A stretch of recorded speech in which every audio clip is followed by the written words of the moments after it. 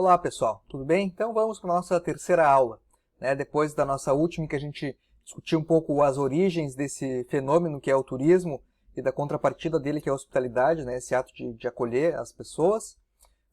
Vamos estudar um pouco hoje em relação às definições oficiais de turismo. Então a gente, retomando um pouco o que a gente viu na aula anterior, né? A gente viu um pouco como esse movimento dos visitantes, né? Dos turistas em busca de se deslocar para conhecer um local novo, né, e ter práticas diferentes do seu cotidiano habitual, vai gerar toda uma articulação em uma rede, em um efeito, por exemplo, sobre a comunidade local, sobre o ambiente visitado, uma relação também com empresários e com trabalhadores que vão procurar, de alguma maneira, ter o seu meio de sustento no acolhimento desses visitantes, isso tanto no local de origem quanto no local de destino, né? Se a gente for pensar assim, quem leva e também quem acolhe lá na outra ponta. Os efeitos que isso vai ter em relação ao próprio estudo do turismo ou a própria atuação do Estado, né, em relação a esse vínculo. E aí tem implicações políticas também, né, entre outras. Bom, então a gente pode ver nessa figura aqui, né, que eu procurei representar, um pouco como esse sistema articulado que vem a ser o turismo, né, articulado por esses visitantes, ele vai, de alguma maneira, receber diferentes pontos de vista, né, de acordo com o modo como cada um desses atores aqui vai se engajar com ele, né. Então eu tenho, por exemplo, a perspectiva dos visitantes, que ficou claro naquele vídeo que a gente viu sobre a Copa, né, que era se divertir, ver seu time, naquele caso, né, ver seu time jogar, enfim. Esses visitantes, né, assim como todos os outros grupos, são grupos heterogêneos, né? Então eu tenho, por exemplo, a perspectiva dos visitantes nigerianos vai ser diferente dos argentinos e um pode, em uma outra medida, ter uma percepção, uma opinião em relação aos outros, né? Isso é muito frequente, por exemplo, quando a gente talvez veja uma diferença de percepção entre famílias visitando uma praia e jovens visitando a mesma praia e o quanto isso por vezes tem conflitos de uso, né, entre os próprios visitantes. Isso para não comentar, né, para não dizer ainda o quanto isso muitas vezes gera relações de estranhamento com os cidadãos, com a comunidade que acolhe, né. E esses cidadãos, claro, além, fazem parte, né, mas desse grupo também, os trabalhadores com o turismo, mas não só, né, os empresários em relação ao turismo, né, a própria atuação do Estado em relação ao turismo, e aí é uma atuação também bastante diversa e heterogênea, né, então eu tenho os diferentes níveis do Estado, se a gente pensar no próprio executivo, né, o nível federal, o estadual e o nível local, né, o quanto isso vai mudar essa influência, ou até em relação a formas de atuação, né, por exemplo, se um turista comete um crime, como é que fica essa relação, né, então já vai para o judiciário. Bom, mas se eu tenho uma campanha promocional que busca acolher visitantes para estimular a economia local, bom, isso já é um ramo de atuação do executivo, né? E por um outro lado, também a gente tem um ponto de vista aqui dos próprios acadêmicos, né? O da ciência, a gente pode colocar de uma maneira geral, assim, das ciências sociais, né? Aplicadas em buscar compreender essa dinâmica toda, né? Que o turismo gera. Então a gente tem essa perspectiva bastante complexa no sentido de heterogênea, né, e no sentido de complexa, é um termo cuja origem, né, vem dizer da trama, né, do tecer junto, ou seja, são vários fios de uma trama que tecem, né, esse tecido, essa complexidade nesse sentido, né, essa tessitura. Bom, então, como eu comentei, né, esses diferentes pontos de vista, a gente fez um pouco essa discussão em relação àquela figura da jovem e da velha, né? Como é que eu defino, afinal, as coisas se eu tenho esses diferentes pontos de vista.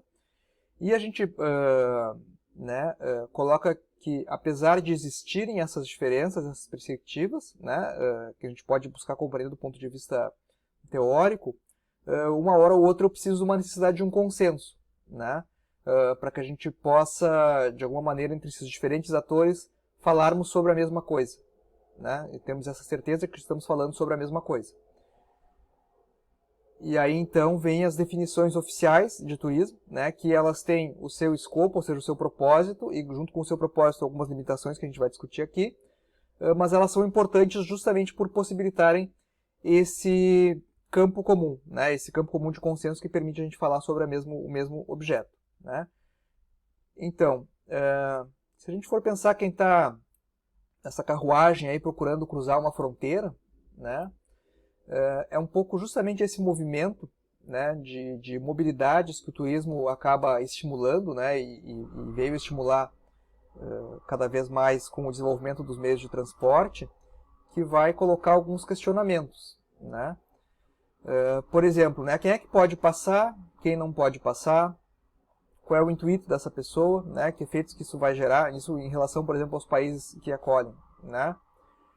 Por quanto tempo essa pessoa pode ficar no local ou não, né? Como é que eu posso medir esse movimento de quantas pessoas estão vindo, enfim, circulando, né, entre os diferentes países, para eu ter um pouco essa noção dos efeitos que isso gera, né? Como é que eu posso comparar esse movimento em diferentes estágios do tempo ou entre diferentes nações, né? Então, será que esse movimento, esse fluxo turístico que a gente está visualizando hoje em 2020, ele é parecido com 2019? Bom, certamente não, né? Por conta de todos os efeitos da pandemia. Ao mesmo tempo, será que o fluxo de 2019 seria parecido com o de 1909, por exemplo? O que mudou de lá para cá, né? Então a gente tem que ter algum parâmetro, né, para poder traçar essas comparações. Eu acho que esse movimento do coronavírus, acho que todo mundo acompanhou as próprias discussões no começo da pandemia, né, em relação à definição do que viria a ser o vírus, né? Então, por um lado, tem aquela definição a partir dos sintomas, aí depois eu tenho diferentes testes que vão, de alguma maneira, me apontar para realidades diferentes. Às vezes um teste dá positivo, o outro dá negativo, né? Eu tenho falso positivo, falso negativo. Então, o que eu quero chamar a atenção com isso? O quanto essas definições, elas são também um objeto de disputa e, enfim, até a gente entrar num consenso do que vem a ser uma coisa ou não, né? No caso, por exemplo, o coronavírus, né? E isso tem uma mudança e uma implicação no modo como a gente vai medir esses elementos, né? E como a gente vai fazer essa estatística, né? E isso, logicamente, vai ter uma implicação sobre o modo como a gente entende esse fenômeno, né? A sua amplitude, a sua variação, enfim.